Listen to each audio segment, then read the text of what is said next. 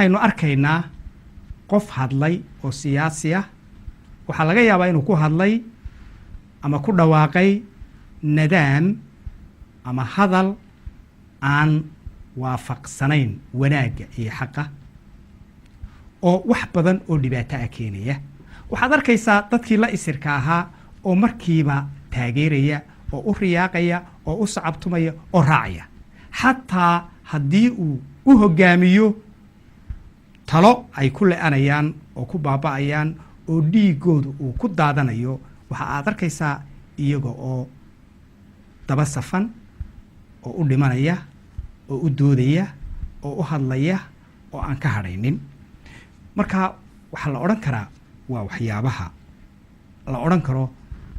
raadadka ama qisooyinka hore marka la eego la odhan karo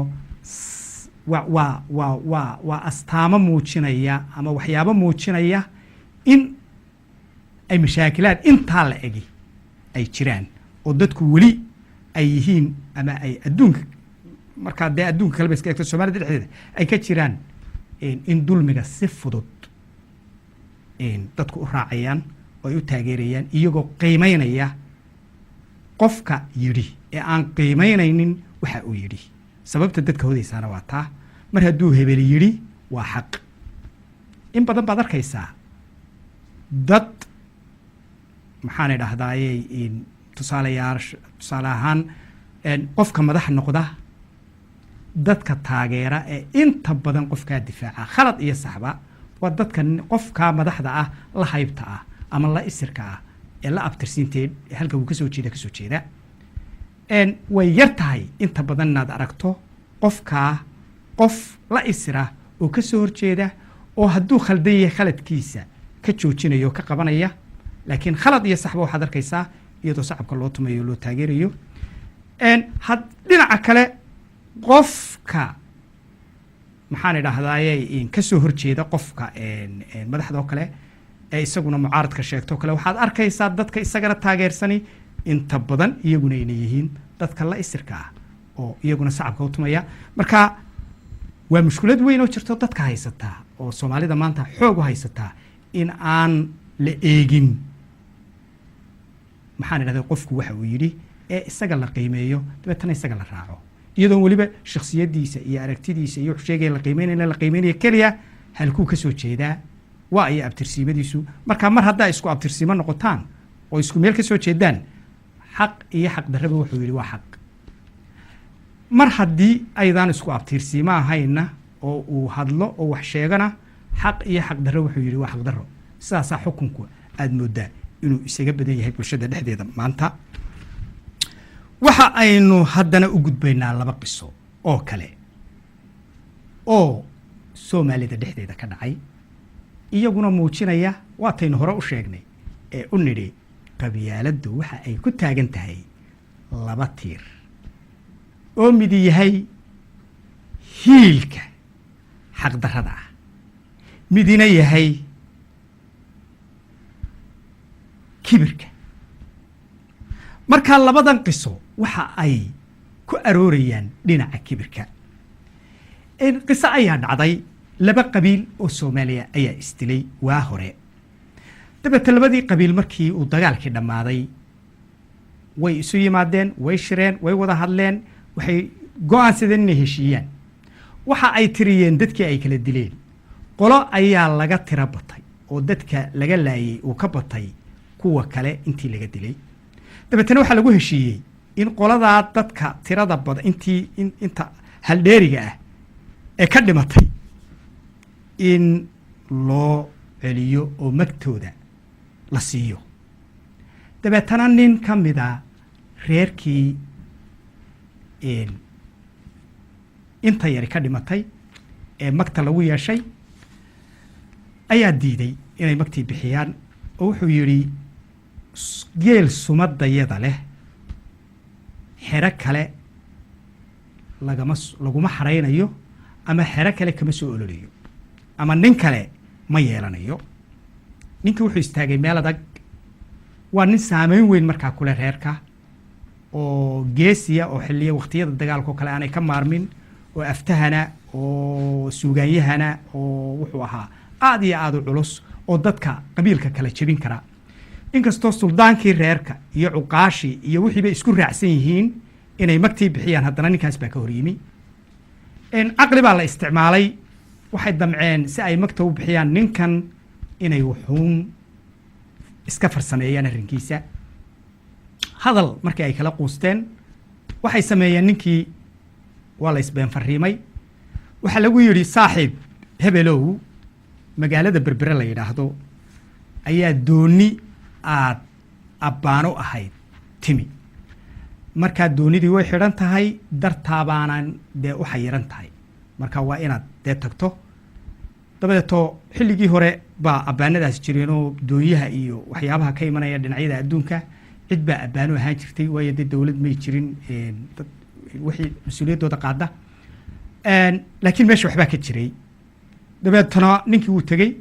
berberuu qabtay berberena waa looga sii horreeyey oo dadkii joogay baa la yidhi marka uu yimaado xidha dabeetana ninkii inta arrin lagu masabiday ayaa la xidhay intii uu xidhnaa ayaa dabeet magtii la bixiyey muddo dheerna waa xidhnaayo xadhiggii waa lagu daayey dabeetana beri dambe hadda iyadoo magtii la kala qaatay oo la heshiiyey adduunkii dee adduun noqday baa la iska soo daayey isagiina waxoogaa xaala baa niman u abtiyaal haysiiyeen oo yidhaha war arrinkaa kugu dhacay annagaa kaaye iska magaraysaa dulqaado waad arkaysaa hiil xaqdarra oo kibir ku dhisan buu sameeyey isagoo ka kibraya in geela sumadooda ku taallo uu xero kale ka soo ololo waa kibir aada u xun oo weliba xaqdarra ah oo dee kii aynu sheegaynay dee qabiilku labadii tiir ee qabyaaladdu ku taagnayda laakiin caqli baa xalliyey mushkuladiisii oo ka hortegey oo waa la xalliyey waxa kale qisada labaad ee aynu iyadana soo qaadanay kibirka ku salaysnayd iyana waxay ka mid ahayd qisadii qabaalka oo dad badan oo soomaaliyihii ay wada garanayaan waa qabaalku waa qabaal lagu cabaayey xoole ku cabayeen oo dabeetna nin dalooliyey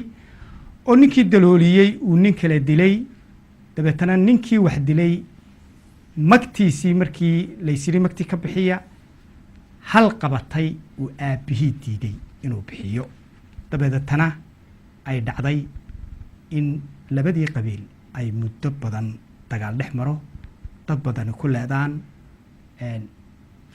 ma garanaysaa khasaare aada iyo aada u badanina uu ka dhacay waana qisooyinka ugu taariikhda badan ama ugu caansan ee la yaqaano dabeetana ninkii hasha bixin waayey ee inan kaa dhalay ee weliba yidhi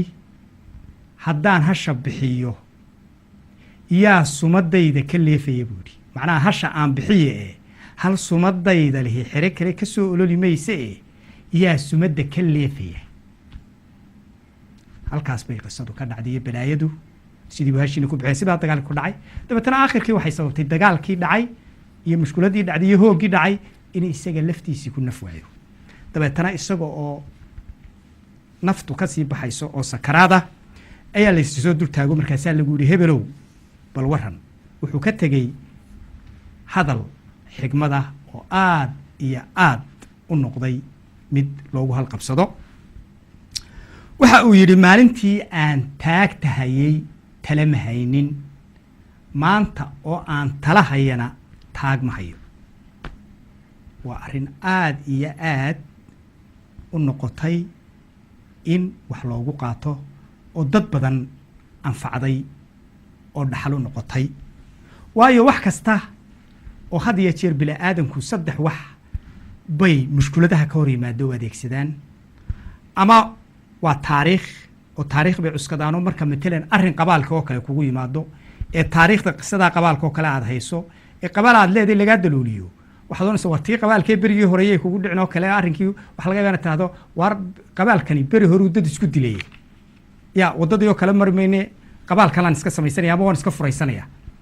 waayo wax dhibaato horood soo aragtay dhaxalkeeda ayaa wax kaa celiya ama cilmi baad wax ku xallisaa oo tusaale ahaan haddii iminka dad kuu yimaado is haystaa oo isku haysta mag ama dhaxal dee cilmigaad u eegaysaa oo wadaadun baad u yeedhaysaa oo cilmilo waxaad leedahay haba adigu haddaad taqaanaba halkaasaad ku kala saaraysaa kitaabkunbaad kala furaysaa arrinka saddexaad ee wax lagu xaliyaa waa caqliga haddii meel markaa cilmigu aanu waxba ka qabanaynin ama aanu taariikhdu waxba ka qabanaynin oo aana daliil u haysanin taariikheed ay kugu soo baxdo sida safar adoo socdoo kaloo ay lugaynaya baad safar baad u socotaa waddo meeshii aad u socotay aad kuu geynayso oo toosana ma haysid waa lagu tilmaamay waxaa la yidhi meesha halkaas weeyaane mar tilmaantii marka caqligaagii baad adeegsanaysaa waxa weeye adiga caqligaagii bay suran marka waxyaabo badanna caqligaa lagu xaliyaa waxyaabo badanna waxaa loo daliishadaa taariikhda kuu xalisa oo intaanad labada kale u baahan baaba taariikhda ay kuu furfurtaa waxyaabo badanna dee cilmigaynu ku furfurnaado ku xalinaa